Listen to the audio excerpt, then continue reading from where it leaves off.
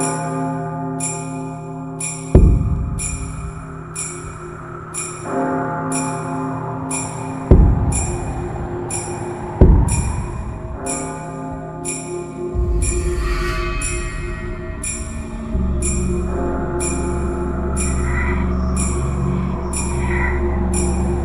are stories that live in the shadows, whispers from beyond, encounters we cannot explain. This is Beyond the Veil, where the unknown is never far away.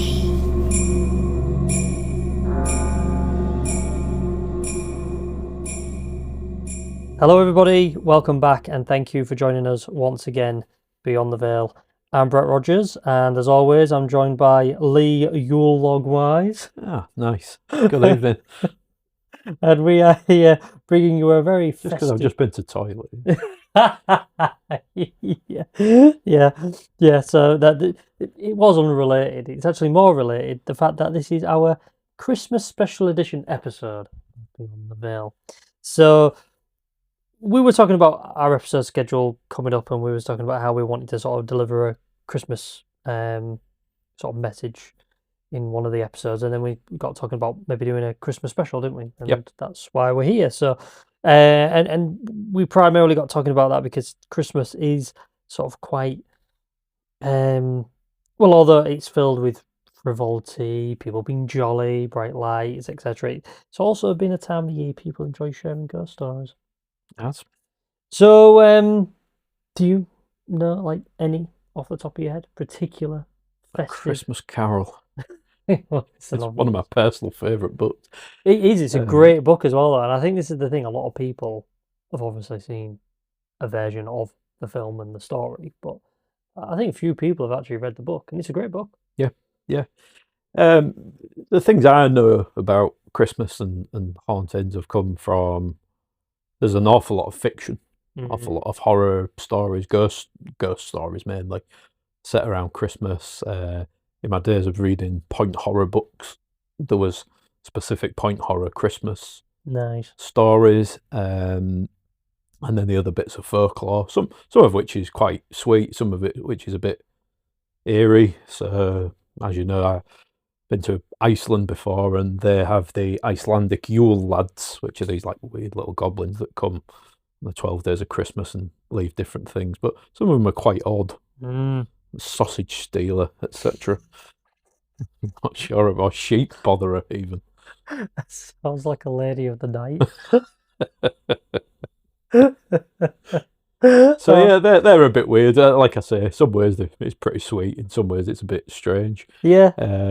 But I think it all boils down to places that are cold in winter and around Christmas. A traditional form of entertainment would have been sitting around the fire telling tales. 100%. Like, you know, where a lot of folklore comes from, Yeah. and where our idea for the podcast came from. Quite right. And yeah, actually, there's some things you've touched on there which are actually part of this episode, which we will be touching on very, very shortly. So, with that being said, are you ready to begin? Indeed. Winter has always belonged to the ghosts and the spirits. Long before Christmas lights, long before carols, these were the nights when the dead wandered and the living stayed close to the fire. Tonight we return to that older tradition, a Christmas of shadows and things that watch from beyond the veil. Our first story, the Phantom Choir of York Minster. Christmas Eve, a cathedral older than memory, colder than the winter air outside, and silent, save for the whisper of a single watchman's footsteps echoing beneath ancient stone. But as midnight approached, something stirred in the darkness above, a sound no living soul should have been able to make that night. Not in this empty cathedral, not after all these years. On a freezing Christmas Eve in the late 19th century, a night watchman at York Minster was making his rounds through the dimly lit nave. The cathedral was silent, save for the echo of his own footsteps and the distant wind pushing against the stained glass windows. But at midnight, he passed beneath the great organ. He heard something that chilled him to the bone. A choir of young boys singing. The hymn was soft, layered, and impossibly beautiful, yet every voice carried an undertone of sorrow. The watchman, believing he was hearing trespassers, climbed the stairs to the choir loft. What he found froze him in place. The loft was empty, but the singing continued, all around him. The voices swelled until they filled the cathedral, and then abruptly stopped. Later that night, after the watchman told a priest what he'd experienced, he was told a grim truth. On Christmas Eve, centuries earlier, a devastating fire had swept through the Minster's choir school, killing a number of young choiristers there, trapped inside. Since then, many had claimed to hear the midnight choir returning there every Christmas Eve to finish the hymn they never got to complete in life. Even now, visitors claim the Minster hums with the voices of children long gone, a hymn unfinished, returned to the world only when Christmas Eve opens the space between past and present. Whether it's memory, imagination, or something else entirely, the midnight choir seems determined to sing on. Very interesting. It's a cool story, isn't it? Yeah. So, And it feels Christmassy. doesn't it? Yeah. You can really sort of like picture it, can't you? Yeah. This idea of, snow being all around, and you can. When just was hear. that report from? Well, actually, so I mean, having a night watchman suggests it's quite old. yeah. Well, actually, the story does seem to be, which I'll cover very, very shortly. The story does seem to be nothing more than a story, and it's been sort of like picked apart from different reports, which are also then unsubstantiated reports, and it's sort of like being built together into this story, which I'm not entirely sure has any real evidence to back it up. So it does just seem like a story. But either way, so of course York Minster is a real place and has suffered major fires in the 18th, 19th, and 20th centuries. The years being 1753, 1829, 1840, and in 1984. Perhaps most notably is the deliberate 1829 arson by Jonathan Martin and a large 1840 fire.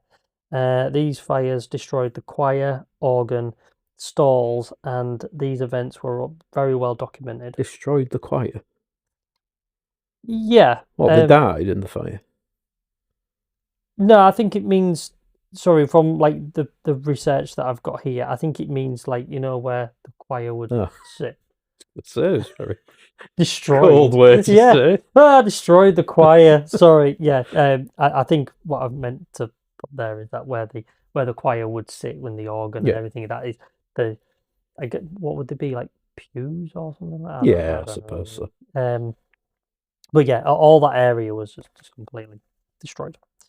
As we discussed in our last episode with Mike, York and York Minster, they figure heavily in local ghost lore, and many local guides, paranormal sites, and tour operators list phantom clergy, choir boys, and other apparitions connected with the Minster and its sort of precincts within the area. These stories circulate in tour scripts, local folklore blogs, and paranormal databases, and they do form a long-running oral tradition within the city. But in relation to this story, I think that is all it is. I think it's oral recounts of a ghost story, and it is just fiction.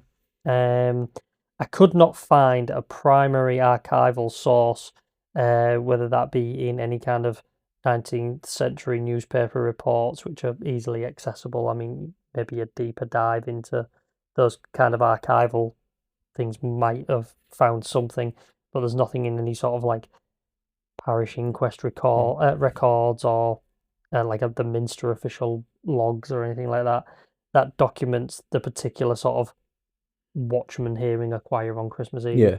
And nothing certainly exactly as told in that narrative. Instead, versions of the ghostly choir and phantom chorister motif appear across multiple secondary sources, such as the ghost tours and blogs and things like that, where it's treated more as a local legend rather than any sort of documented fact. Yeah.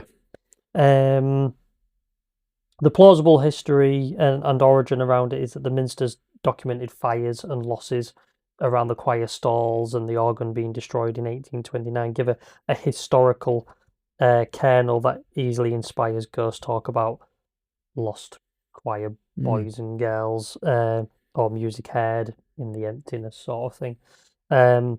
Oral tradition and ghost talk culture in York then sort of amplify and reshuffle those images into sort of specific haunting vignettes. Yeah. Such as like a midnight choir that returns on Christmas Eve. It could be when you think about the theories of what ghosts are, or hauntings that have been put across. One of those is this sort of idea of transference and energy just lingering. It could be on a rock. It could be, wherever. It doesn't always have to be something bad's happened. Undoubtedly, a cathedral has had a choir through the years, so it might be some echo of energy or something like that. Yeah. Much more likely, it is just essentially a folktale that, as you said, has been passed along. But yeah, it came from somewhere. Yeah. Well, initially, I think it's kind of been built on one which I did find and is somewhat easy to find. Is they do actually reference some online forums, blogs, Facebook even, do reference a phantom choir boy or a spectral chorister around the Minster and College Street. But this is recorded as a story of its own, where a delicate choir boy had fallen gravely ill and died. But of course, this choir boy has no name, and apparently it's been lost to time, so there's no sort of specifics around it or anything. But that is like a fairly well-known story, that there's this sort of phantom choir boy around the sort of College Street area in York. But these are sort of typical places where the specific choir singing anecdote appears in modern retellings quite often. But I think it's likely that stories such as this will always likely gain traction due to sources such as History of York's write up on the 1829 and 1840 fire, where it describes the damage to those particular areas. I think it's quite easy to sort of build upon, weirdly and rather sadly, sort of build on this tragedy that these choristers all died. Yeah. And then therefore they return. So yeah, it's a cool story though. It is. It is. It's got that Christmas atmosphere, winter atmosphere. You can sort of picture it, can't you? That on Christmas Eve, that someone would hear choir, a choir singing, and especially in that area of York, it's an area I know reasonably well. And College Street around the Minster is just very active area for hauntings and reporting of hauntings. Always one of the almost sweet stories is a house that is at the top of College Street that looks at the Minster. There's a small window, and the story goes that the family lived there during the plague years and ended up getting, sort of sealed in, quarantined, and they had a little girl who was fine.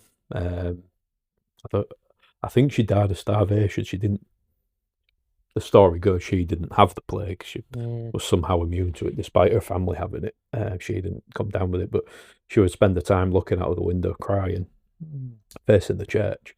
So quite a sad story, but the sweet element of it is, I mean, somebody lives in the house now, so you can't look too closely. But if you look in the window, there's a little statue of a girl facing the little sort of ornament, not a statue, a little ornament of a little girl facing out of the window where she would have apparently looked out, which I always found quite a sweet way of keeping that memory alive. But people have reported seeing her ghost looking out of the window, so that's around the very, very same area. So yeah, quite an active. I mean, York in general obviously is thought to be one of the most haunted places in certainly in Britain. but I think that area specifically there's a lot of stories around there, so you can well imagine it's old fashioned. It looks very Victorian around there, so you could well imagine walking along on a snowy winter's evening, hearing a choir. A watchman there with his lantern in his hand, having a listen and hearing that. Yeah, you definitely. It's a cool story. I liked it. So, our next story, the Christmas Night Stranger, the Maddie Louise. Picture it: a quiet Welsh village, snow falling softly, lanterns low, and then a knock at the door.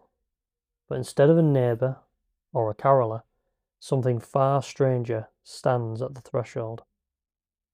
Draped in a white cloth, crowned with the skull of a horse, and staring with hollow, sparkling eyes, and it just wants one thing: to come inside. In a quiet Welsh village on a snowy December night, a family heard a knock on their door.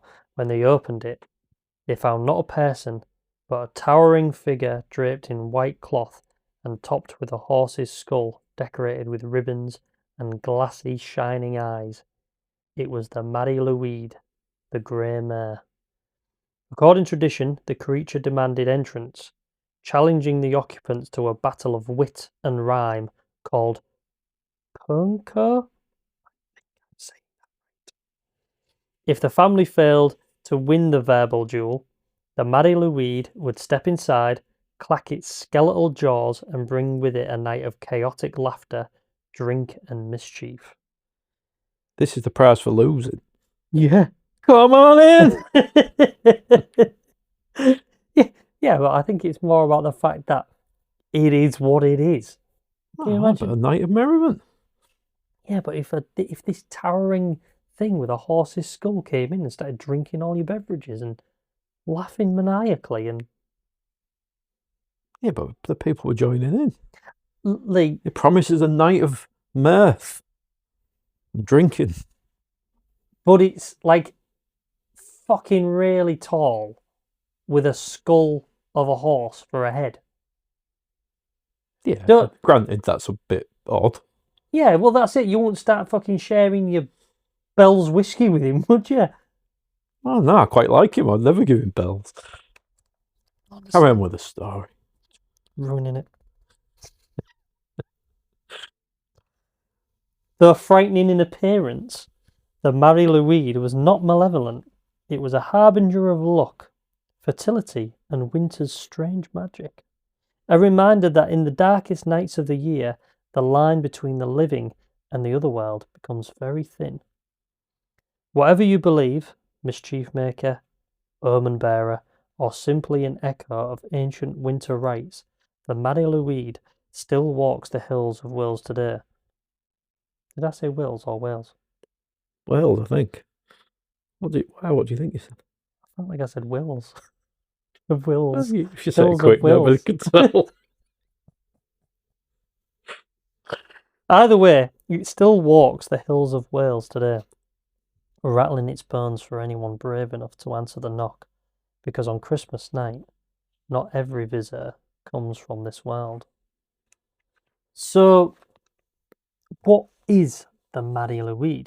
It is a documented Welsh folk tradition dating back to at least the 1800s, and likely far earlier. To be fair, the history of this tradition could take a good chunk of an episode on its own, because there's actually quite a lot to it, and what I can tell, it's something that they still kind of practice now.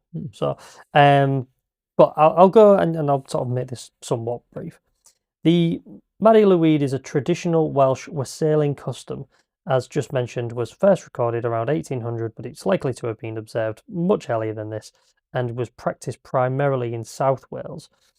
At its centre is a haunting figure, a real horse's skull mounted on a pole, draped in a white sheet and carried by a hidden participant, so they'd be inside. This skeletal hobby horse, accompanied by a group of men, would roam from house to house during the Christmas and New Year period. So, traditional accounts describe the group singing at the doors of local homes, demanding entry. the householders were expected to respond with their own improvised verses, refusing the Mary Louise. So this back and forth musical battle could continue for some time, and if the home eventually yielded, the Mary Louise and its entourage entered, receiving food and drink, and often causing playful chaos inside. So essentially, it's a sing-off with this being. Yeah. Right. So the origin of the Mary Louise remains debated. Some folklorists believed it meant Holy Mary, linking the custom symbolically to the Virgin Mary. Others argued it originally meant grey mare, which better matches the ghostly equine image. And I'm not sure the Virgin Mary would be demanding entrance via song. No. And then if you lost to the Virgin Mary at a sing-off, she would then come in and have a party. Don't really fit, does it? You don't know. I'd go with the grey mare. You don't know her like I do. She was a mad bitch. Blasphemer! Others argued it meant grey mare, which better matches the ghostly equine image. Earlier scholars speculated the tradition might stem from pre-Christian ritual, but modern research finds little evidence of such ancient roots. Instead, many now believe the Mary Louise grew from the 16th to 17th century popularity of hobby horse entertainments among Britain's social elites, which later spread and took on regional forms. So by the 20th century, the Mary Louise had begun to decline for various reasons. I dare say World War I and II probably had something to do with it. Put a dampener on the merriment. It will do. Yeah, trying to do the Mary Louise and the fucking air raid sound goes off. There's a bit of a pisser in it. It is. But the mid and to late century saw a revival, with some communities re-embracing the eerie spectacle. The Mary Louise has since inspired countless works of art, including paintings by Clive Hicks Jenkins and poetry by Vernon Watkins, solidifying its place as one of Britain's most striking winter traditions. So it is a bit weird. Have you seen pictures of it? No, but I'd be interested to, because I've got an image in my head of what this thing looks like. It's certainly creepy. I like it. I like the idea. Yeah. I'm glad it's been revived, because... Look at that. Yeah, that's essentially what I imagined. Yeah. You wouldn't be happy with just letting that in. Causing unbridled chaos. No, it'd be odd. One of the odder nights I'd had, I would think. Without the use of drugs. See, I mean, if that was like a spectral figure as well, though, like imagine that wasn't just someone underneath that. I mean, again, it's the whole thing, isn't it? If you were just spending your time in Wales for Christmas and you'd never come across this, and then it knocks on your door, even if it was somebody stood can you clearly imagine? holding it underneath like a hobby horse. Yeah, not pleasant, that picture. No. It's the top hat. Yeah. Just to clarify, the horse isn't wearing the top hat. The picture we're looking at is an old sort of Victorian gentleman with an absolutely fantastic moustache. A set of moustaches, if you will. Yeah, most definitely. And he has like a sort of like the long coat on, but he's got an excellent top hat. And if this was stood on your door, yeah, you'd probably cry. Yeah, with no familiarity with it, I think it'd be pretty creepy. It's an interesting story though, because it is undoubtedly, I'm being light-hearted, but it's a scary premise. Yeah. But also it's funny and strange that they take pains to say that this isn't anything malevolent. It's quite a nice tradition in a sense. Yeah. And one that's been revived, which I think is great. And I think it shows people are going back to these sort of roots, and people really do enjoy this sort of thing. And I'm one of them. I think it's great, these weird traditions. I agree. Like I said about the Icelandic Yule lads, some of them are a bit creepy, but it's a tradition we take her to following at home. Alice will, on one night, she will leave a shoe out because that Yule lad will leave a little gift.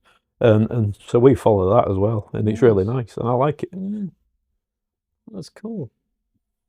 I think it's interesting that well, where did this come from? The fact that we don't really know, I really like that. You know, like who came up with it and why. But the fact that it could be, I mean, we obviously are told that it's nothing supernatural or paranormal, but it's certainly connected with that in some way, shape, or form. But then why?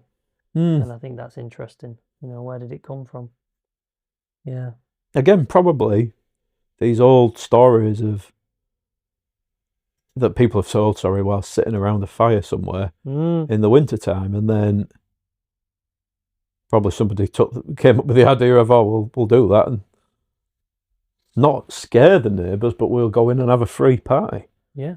So let's get a few sticks together, slap a horse's skull on top, and get knocking on some doors. I mean, a horse is it's strange. The horse's skull is a terrifying image. Yeah. I mean, horses are beautiful, but their skulls are awful, aren't they? Yeah, they're beautiful when they're alive with associated flesh and pelts. But they have a horrible skull. I'm sorry, horses. Yeah, I'm sorry, my equine friends. Never thought of it before, but yeah, they do, rather. Yeah, it's a horrible image. Yeah, I'm going to get that off my screen because I Yeah. don't like it. Yeah, I'm a bit sick of that now. On to the next story. Yep, very good. So, here's one for you, Lee. Here's one for you. The Yule Cat, Iceland's Christmas predator. Already seen it, mate. Already seen it. Completed it, mate. In the darkest nights before Christmas, when snow swallowed the world and winter seemed endless, Icelandic families warned their children of something prowling just beyond the edge of lamplight. A creature with glowing eyes. A creature with hunger in its bones. A creature that came not for the wicked, but for the unprepared. On the snow-covered nights leading up to Christmas, children in rural Iceland once huddled close to their families, listening to warnings about a creature with eyes like burning coals and fur as dark as the midwinter sky. The Yule Cat. Yulekatori. I've not been practicing that. Very nice, Brett. I'm impressed. I haven't practiced for a month. It prowled the wilds during the darkest nights of winter, sniffing out anyone who had not received new clothes for Christmas, a sign in old Icelandic tradition that they hadn't worked hard enough during the year. If the Yule Cat found you with no new garment, it would stalk you, then pounce and devour you whole. Farmers would tell their children to finish their winter chores or risk becoming the Yule Cat's festive feast. Some families even left scraps of wool or cloth outside as an offering, hoping the cat would pass their home without incident. Whether a tale to frighten lazy workers or a genuine monster wandering the frozen hills, the Yule Cat remains a creature of winter legend. So when winter comes and the nights grow long, you might want to make sure you've got something new to wear. I think the most unsettling thing about that story is that I am pretty sure I've had some wardrobes called Yulekatorins from IKEA. Ah, how unusual. I might be wrong. It's weird to... Oh, no, it fits, doesn't it? I was going to say it's weird to call a wardrobe after a evil Christmas cat, but it's not, because it wants you to have a new suit of clothes. Yeah. Maybe. I'll have to ask Charlotte. That's really interesting. That's quite a cool little... If I'm remembering that right, and that's true, then IKEA and their marketing team... That's really clever. I like that. Yeah. Another nice thing is in Reykjavik they construct a massive Yule Cat, which I've seen. They do. And again, this is people going back to their traditions, and it's great, absolutely great. I know this isn't a travel podcast, but on my first visit to Iceland. On my first visit to Iceland. Stayed in a very elegant... I've been several times. I'm something of a local there now. They call me the something Icelandic. The Icelandic visitor. On my first visit there, on the plane on the way there was a sort of information booklet about Iceland and its traditions and some phrases, Icelandic phrases.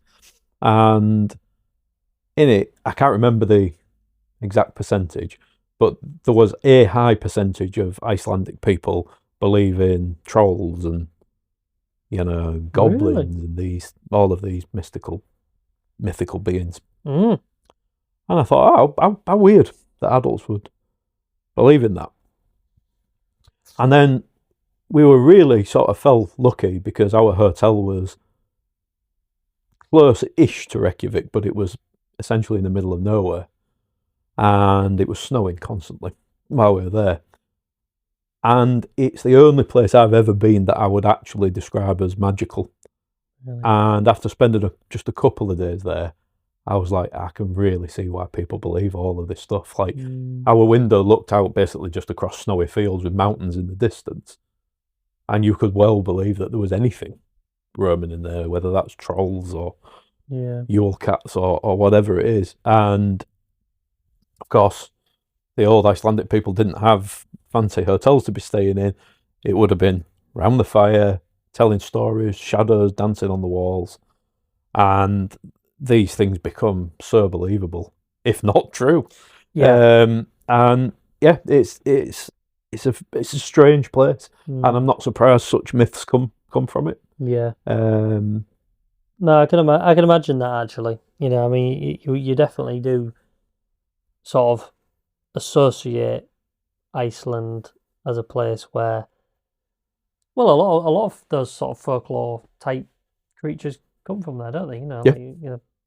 Like little stone golems and things. Oh yeah, and it's such in winter it's a really inhospitable place.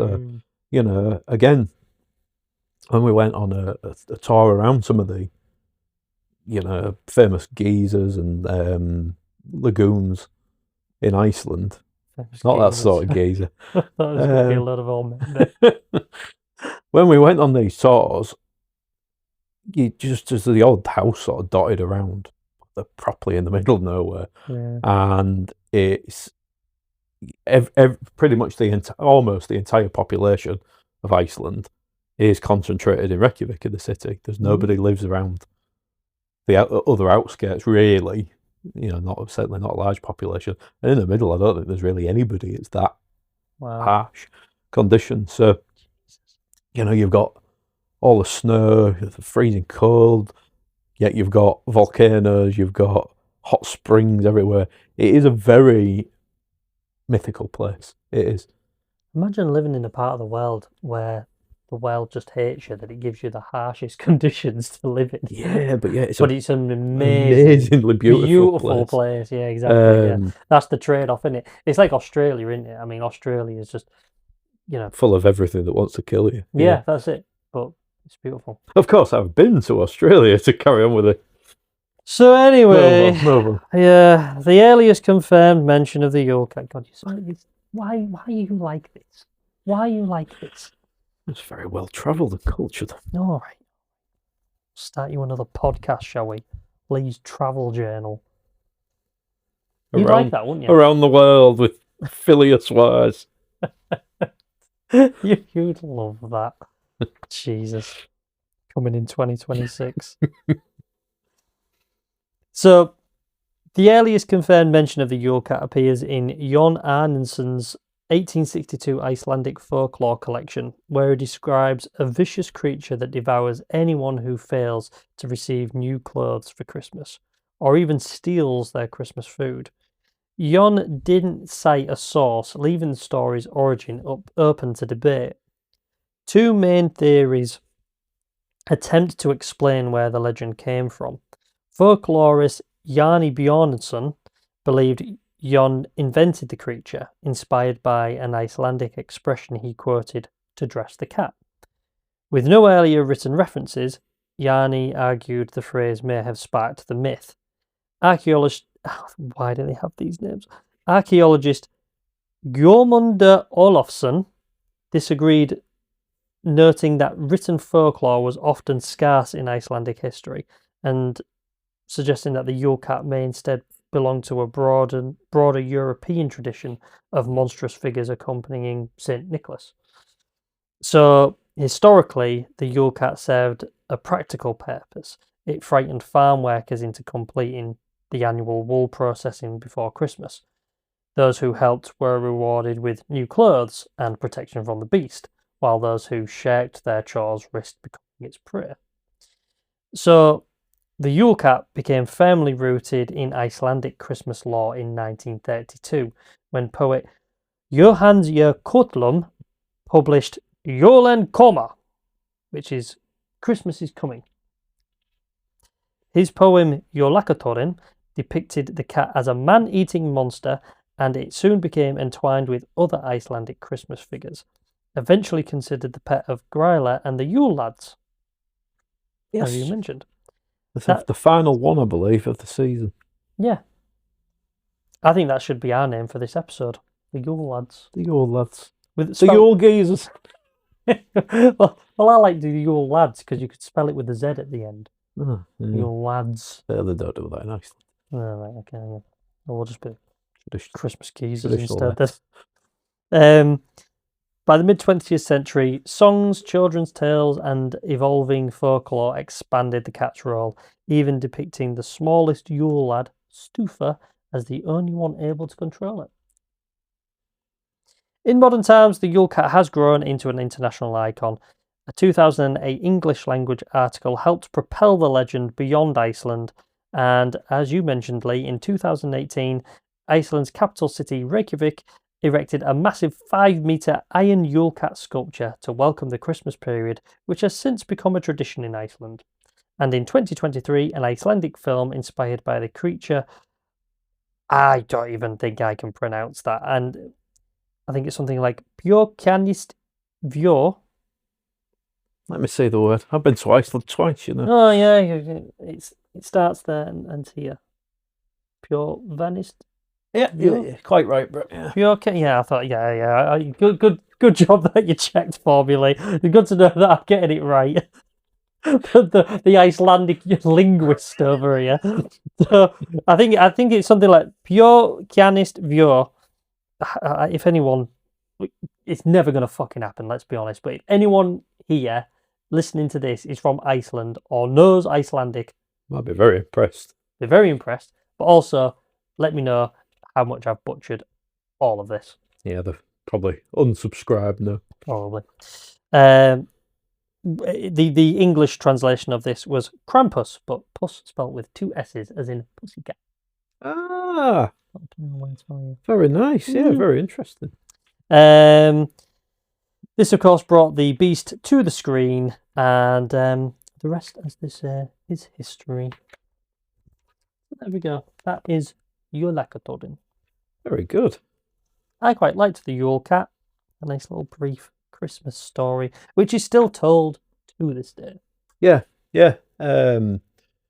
Again, it's weird when you I don't know if you've seen any of the old like printed German and Scandinavian Christmas cards will often have like children actually being punished by Santa or these bloody creatures that come along with him. And of course, Santa's an anagram of Satan. It's all very tied to the occult, I suppose. Why is everyone like at Christmas a dick? I don't understand it. Yeah, look at him. And of course, as well with Santa, some people call him Saint Nick. Yeah. Some people call the devil Old Nick. Mm-hmm. There's a lot of links. Yeah, that's true. Look at some of these pictures, man.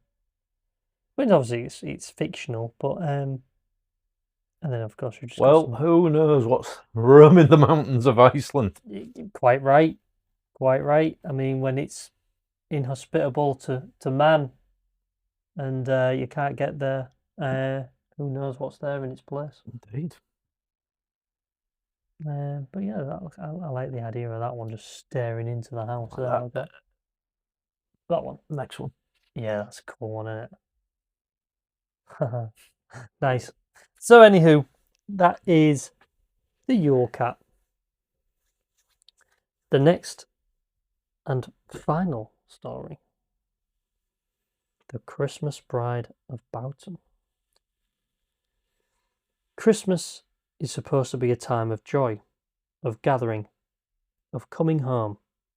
But for some spirits, Christmas is the one night they cannot rest.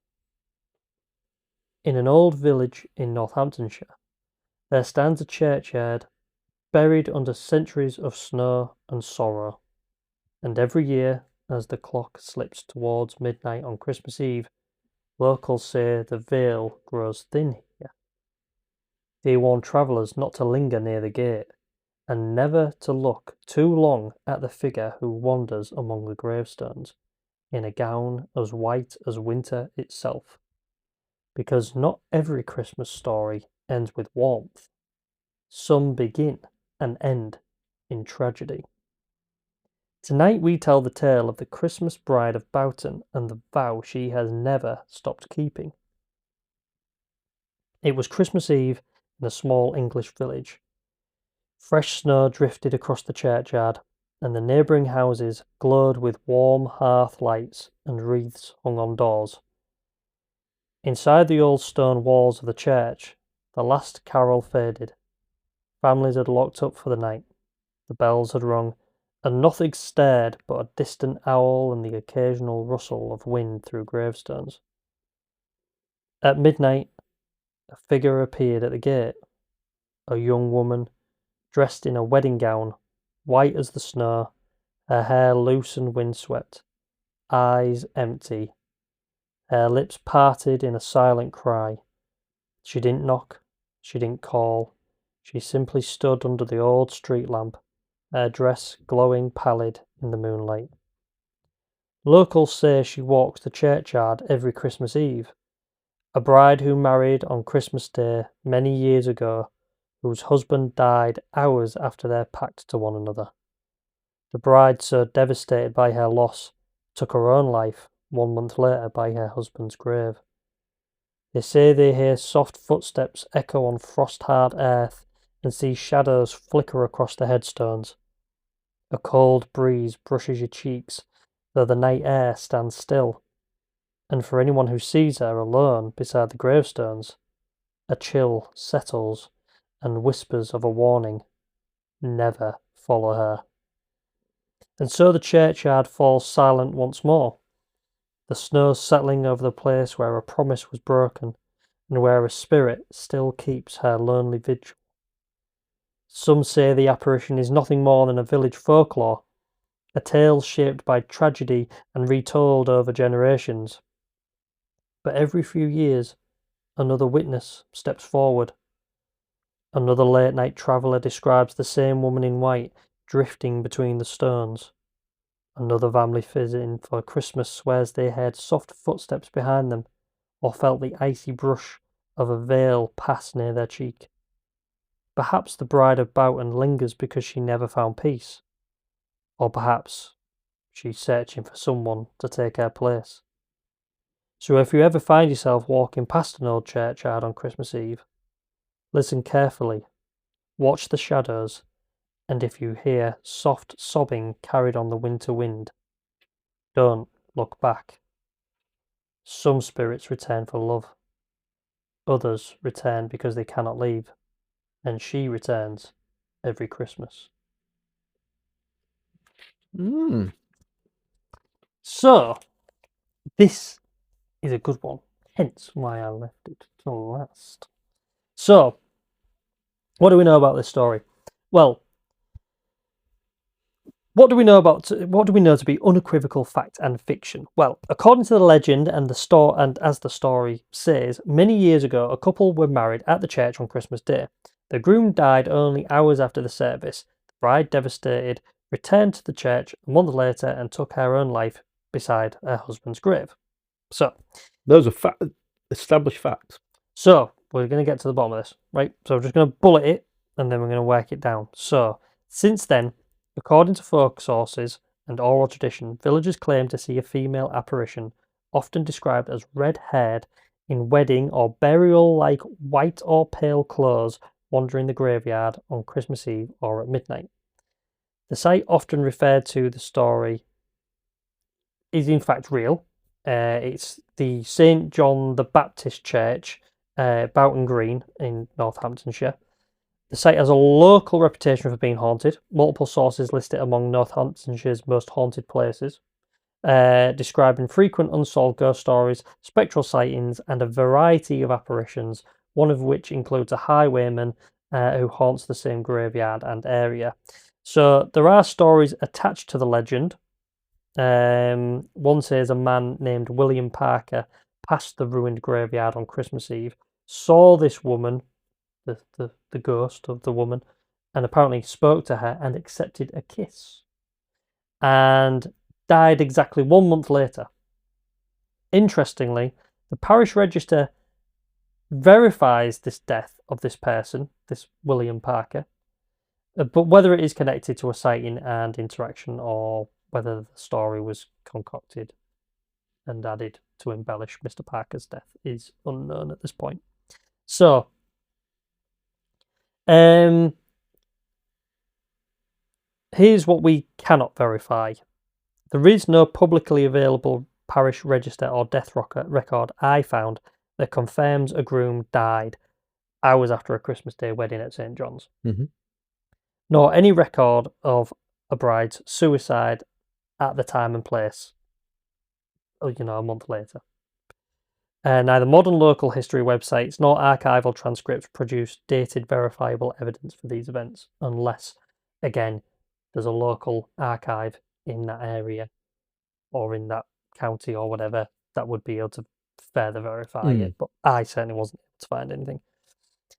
The earliest written record of this particular ghost story, as far as I can trace, seems to come from the 19th or very early 20th century, and sort of like various folklore collecting sources or modern retellings and things like that. So many versions of the legend vary significantly. Sometimes the ghost appears to be male, sometimes female. Sometimes a kiss, death, curse is mentioned, just as mentioned about William Parker, and other times that's just completely absent. Most often is the case, to be fair. The kind of variation suggests that the story has evolved through oral transmission rather than stemming from a single documented event. As is common in folklore, the story likely accumulated layers of embellishment, mixing local events, popular ghost motifs, and moral warnings, such as avoiding graveyards at night. And of course, this makes it difficult to sort of separate historical fact from narrative invention. That being said, the haunted site is a real place. The legendary events, such as weddings and the death and the taking of their own life, they remain unconfirmed but plausible in a rural community like that. And the ghost sightings recurring on Christmas Eve, the linked to a red-haired bride, sudden chills, reports of a spectral kiss or presence, they are part of documented folklore and local reports, although they are just unverifiable by modern standards. Whatever the truth may be, the Christmas Bride of Boughton remains one of England's most mournful season hauntings, a reminder that love, grief, and legend often intertwine in the quiet corners of old churchyards and rural communities. So, that's one of those again where does it all marry up? What's fact, what's fiction? Where did it start? Like Kat said in our episode about the black-eyed children, these things often are anchored in some sort of truth, and it does make you wonder if maybe someone indeed was married on or around Christmas and did die tragically. And at any time around Christmas, you do see if something bad, tragic happens, people will say things like, it's always this time of year, isn't it? And of course it's not. It's just, it makes it more memorable. Yeah. Especially if it's Christmas Day or something like that, anything bad happens, you'll remember that for the rest of your life. Even if it's fairly minor, you'll probably remember that for the rest of your life. Well, we've got our own we have history with something like that, and you still think about it every year. It was a long time ago. And every single time on that date, I'm not going to say it, but every single time on that day I think about it. Yeah, 100%. And it is because it's that time of year. Because you always have that sort of that feeling of like, why did it have to be now? You do. Why did it have to be at this time? You of year? do, and No time is a good time, but why now? yeah, and if it involves somebody dying, you almost think, oh well, what a shame they didn't get. If it's somebody terminally ill or something like that, you think what a shame they didn't get that last Christmas and Yeah, die on a boring day in January. yeah. And having got the last Christmas out of the way.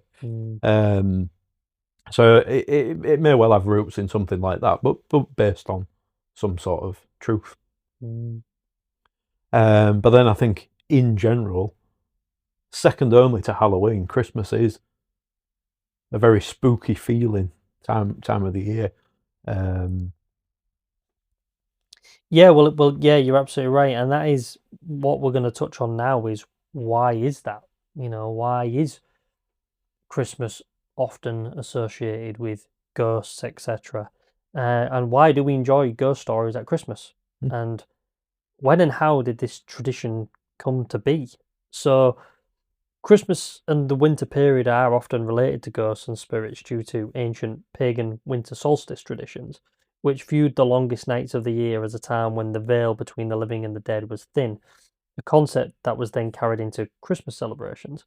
So, the ancient pagan festival of Yule is possibly some of the earliest links to Christmas as we know it today, marking the shortest day of the year and celebrating the eventual return of the sun. Celebrations would be accompanied by traditions such as the giving of gifts, feasts, and decorating with greenery.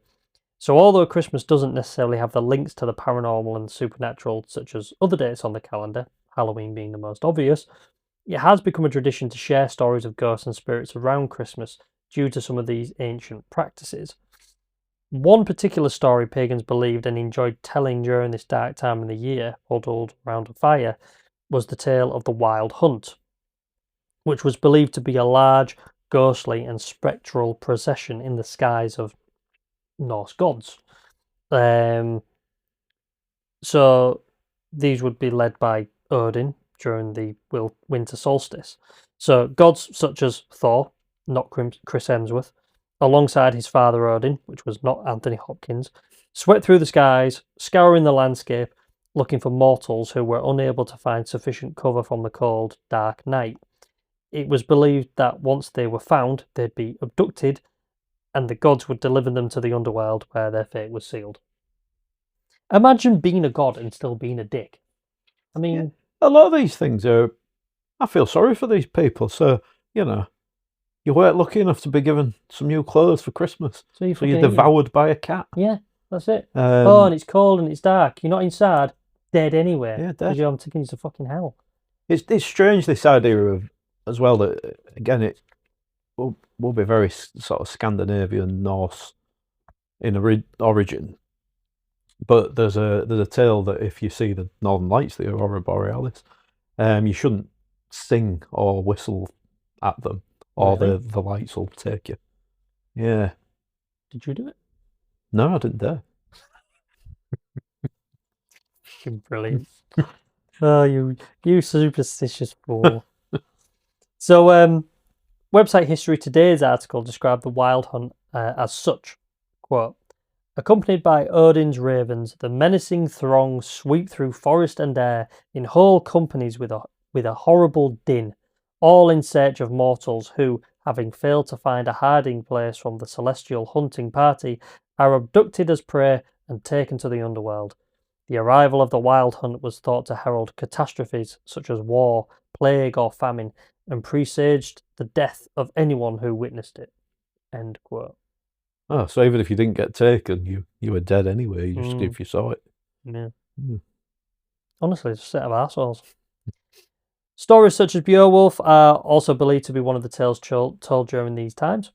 The poem of Beowulf potentially dates back as far as the 8th century. Oh, wow.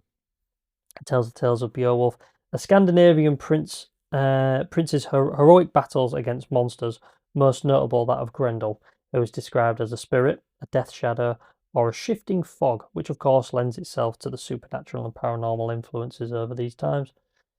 It was the belief and recounting of such tales at these, during these long, dark winters, days and nights, which birthed the earliest merging of the festive and the supernatural. Rather obviously, really, this association was only further cemented by the Victoria era of storytelling. Of course, it goes without saying that the most notable being Charles Dickens' 1843 story, A Christmas Carol, and I won't offend anyone's intelligence in explaining the plot, but the story used ghosts to deliver a poignant message and blended the festive with the spectral. This telling of ghost stories around a hearth on Christmas Eve was an evolution of these far older pagan traditions, and the demand for books similar to A Christmas Carol grew as people moved into the city, and many authors looked to capitalise on this during the Christmas season after the release and the popularity of the book. But as we shift into modern times, numerous theories have emerged as to why the tradition of telling ghost stories at Christmas has persisted. Psychologists and scholars have theorised that for many people, Christmas can evoke a sense of grief for lost loved ones, making it a natural time to think about the departed. This suggests that the telling of ghost stories, particular horror stories, provides a way to process difficult emotions like death and loss during a time of the year that can be quite emotionally charged. Whatever the case, today the tradition of spooky ghost stories shared and told while huddled around a fire continues to blend the historical, the emotional, and the festive sides of the holiday season. That resonates with me because I read an article recently. It was a psychology article. I think I may have forwarded it to you, but it was about people who get comfort in horror. Yeah. I think you did say that because that's us, isn't it? Yeah. So people who get comfort from reading horror stories, ghost stories, watching horror movies.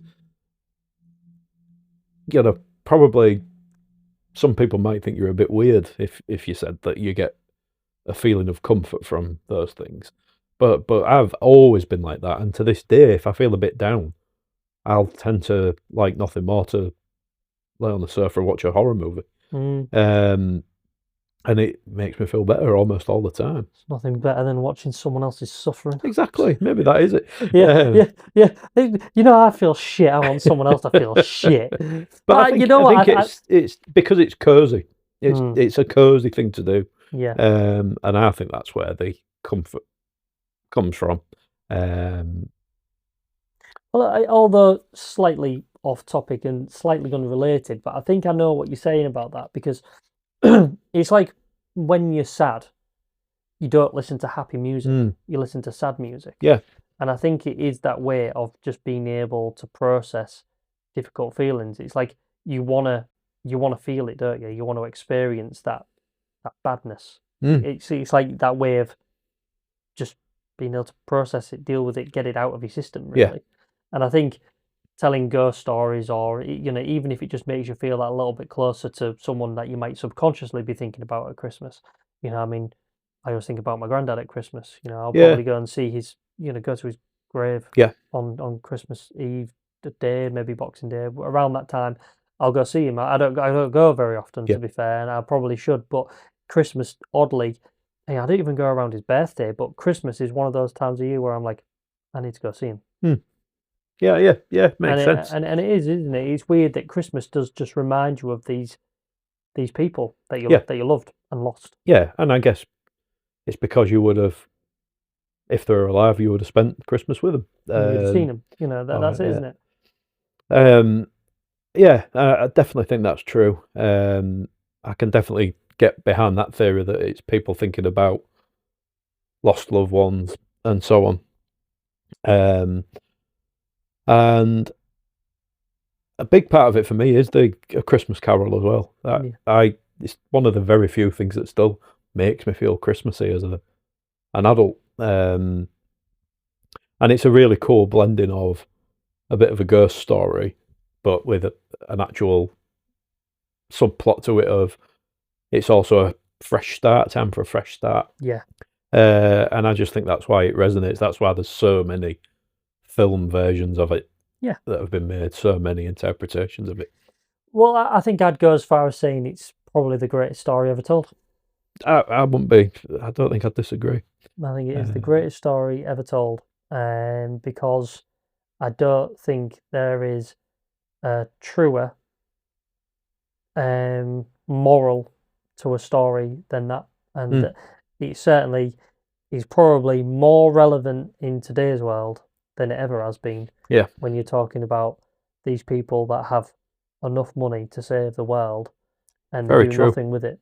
Very true. And, you know, they could certainly do with a visit from three spirits to show them the error of their ways. And, you know, I think there is never, ever been a time where that story is, where it carries more weight than it does now. Yeah, I'd agree. And I've not thought of it like that. So it's a good point. Yeah, I think as well, getting back to that feeling of comfort with horror, I think that's why people like horror in general. Is it's certainly from my point of view, it's a real escape from everyday life. You know, if you get watching a movie or reading a book and you get so immersed into it, I think horror. Yeah, it's the same for any type of book or film that you enjoy as a way of escapism. But I think with horror, uniquely, because it adds that thrill of being scared but not being in danger. Yeah. And you know that deep down, you know, it's a bit like riding a roller coaster. I mean, generally you're not in danger, but there's the thrill of it and there's the fear of it, but really you're safe. Yeah. Nobody would feel comfort actually being, you know, tracked by some sadistic killer clown. No. But you watch it and you enjoy it. Yeah. And I think Christmas just lends itself to that cosy time of year as well. Certainly all of these Scandinavian countries, Iceland, it's so bitterly cold that, you know, that's all people would have had time to, or the ability to do is tell stories. Yeah. Yeah. And it resonates. I don't know if you've got any sort of particular Christmas. I know we talk about when we stayed in the cottage and influenced this podcast, and that's a time of telling stories that I'll probably always remember. Agreed, yeah. But I've got one specifically from Christmas where my mum and dad had it would have been Boxing Day, and we had some family round, and ended up my uncle on my dad's side and auntie, a couple of others, mum and dad. I was only very young, and they were talking about Jack the Ripper and various theories about that. And, you know, because I had quite a vivid imagination, I started imagining this man in a top hat and a cape terrorising the streets. Thought he was going to be coming to Hull. Gosh, you did. And I got it into my head that my mum and dad's room had this weird, like, extra little room on it that was like a wardrobe. Yeah. And yeah, one of them, I don't even know what you call them like plastic slidey doors, concertina doors, I think. It's got a sliding door. No, it didn't slide, it like folded. Sliding folding door. Sliding folding door, that's exactly what it was. And I got into my head, although I don't know why that I then got comfort to stay in their bed with them, but I got into my head that some Jack the Ripper figure was in that bloody wardrobe. And of course it's ridiculous, and I spent the night terrified in the middle of my mum and dad, and I'll always remember that. Yeah, it's just this weird, bizarre memory. Like my mum and dad, if they listen to this, we're like, I'm not sure that even happened, but it did, and I remember it. You remember it because you remember the fear. Yeah. But it's a comforting memory to look back on. It's fun. It's nice. Yeah. But and it will be comforting because you knew you were safe because you had mum and dad there. Yeah. And your dad probably would have slapped him with a tin of beans if someone came out. So you knew you would be all right.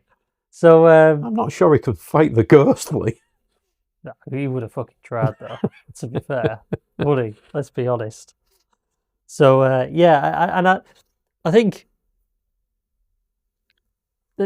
I think for me, like when I was like sort of doing the research into it, it is because it's it's dark at this time of year as well, though, isn't it? All you want to do is you want to be inside and you want to be cozy, and a good way of getting that excitement, I mean, watching a horror movie during the day in the middle of fucking summer when it's boiling and everything don't have the same impact it does when it's dark.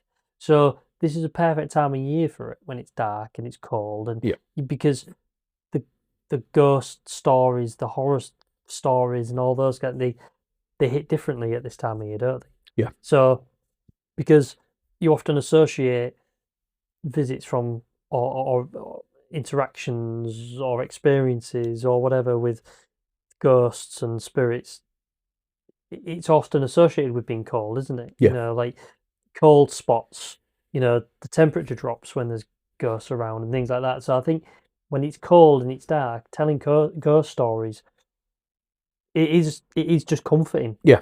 Natural fit for the it's surroundings, isn't it? Absolutely. I mean, you always become more. I watched this guy on YouTube. He was more an urban explorer, but he does a lot of paranormal investigations these days. But he'll go investigating places in the daylight, and his theory of it is that, well, if a place is haunted, it's haunted 24/7. Don't only come out at night. Good point. And I'm like, well, yeah, that is a really good point. But it's fucking scarier in the dark. And why wouldn't you want to do it in the dark? Yeah. Because kind of some of it you want to be scared. Yeah. But then some places are even scary in the day, and that's when you know this is a really creepy place. And that's it. And some of the activity that he has recorded in the day, the fact that it's happening in the day makes you feel uncomfortable. Because it's like, that's not just the dark and your senses being heightened as they always are when it's dark. And at this time of year, you're sort of more alert to it because it's always fucking dark. It's like the sun never comes up. But when it happens in the day, it's even creepier, isn't it? Because it's like, Christ, I'm not even safe in the day. Yeah. And I find like, there's a certain industrial area near us, isn't there, that I've always been a bit creeped out by for no apparent reason. A bit. But even in the day, and I have done, so even in the day walking around there, particularly on a weekend, it's probably not so bad in the week when there's people working, but because it's such an industrial area, if you walk around there on a weekend, it's bloody eerie. Yeah. Because half the businesses around everything's there are closed. Yeah. The streets are very like maze-like, aren't they? And there's not many side streets or anything, so it's almost like you set off down one street and you've got to keep on going or go backwards. That's all you can do. You don't get filled with graffiti. It's just a weird place. But there's no foot traffic through there either. It's just a place you drive through or you're driving to it. Yeah. It's not near any sort of residential area or anything. So just to walk through it is weird because chances are you won't walk past anybody else. Yeah. It's a weird place. Yeah, and then you're not sure you want to walk past it. Yeah, exactly. I mean, when we went around a walk around there in the dark. Yeah, that night when we were talking about this podcast, actually. Yeah. That it was horrible, wasn't it? It was really, yeah. It was horrible. Yeah, it was. But again, one of them weird things. I enjoyed it. Yeah. And I quite like looking back on doing it. Same. But at the same time, while I was doing it, I was almost like, I can't wait to get back to the car. Like, it's like, doing that weird fast walk thing. This is stupid. Why are we doing this? Yeah. But yeah, and again, I think that then comes back to exactly what we've been talking about. This is that people for hundreds of years have been sitting around fires in the dark, in the cold, telling ghost stories and scaring themselves. It's like, well, why would they do that? And it's like, well, why would we go walking around a desolate fucking industrial area where there's no traffic going through it, no pedestrians, and it's scary as hell? Why would we do that? Yeah. Well, because it was fun. Yeah, it was fun. And I'd do it again. And I'd do it again and again and again. So, so I mean, that sort of draws this Christmas festive edition of Beyond the Veil. It brings it to an end. But as always, as we move into 2026, we've got some really exciting stuff coming up. If you've been keeping an eye on our Facebook page and our Instagram, and our new Facebook group. Yes, exactly. And our new Facebook group as well. So not just the Facebook page, we have a Facebook group where you can get involved in discussions. You can post anything you want in there about anything that's been happening to you and you want to talk about those. Be sure to join that if you haven't already. Again, it's just Beyond the Veil podcast. You can go check those out, and for Instagram, it's at Beyond the Veil, the podcast. And yeah, go check them out. You can message us on there directly if you want to. If you've got some stories of your own, we are still looking for stories, but we've got some really cool stuff coming up. I mean, by the time this episode's gone out, our episode with Mike will have been out for about a week or so, which was an amazing episode. We love talking to him. We're hoping to get him back on the show next year in 2026. We also have, well, if you've been checking out our Facebook, we haven't done it yet, but by the time this episode's out, we'll have interviewed him, but we'll have gone to Sheffield to the house where the Lady in the Bay Window was written, and we'll be interviewing William Seagrave in his house, and God knows if we'll capture anything. He seems very active from reading the books, so I'm hopeful. And a first for Beyond the Veil, in that we'll be recording there at the place, at a location, of the subject of the books, which would be great to be able to do some more of that. I think if we can get to places and record in there, because I am so excited to see if we actually experience anything while we're recording. And absolutely. The crazy thing is that by the time this episode's gone out, we'll know, but we're recording this at a time when we haven't done it yet, so we'll know at this point by the time this has gone out. But I'm so excited. When I spoke to William recently, just to sort of put on in the final details of how to get there, etc., he said that they've not had any activity since probably the start of November. So who knows, they might be due something. Yeah, I mean, it's not that long ago, is it, when you're considering ghostly activity? Just over a month ago at this point.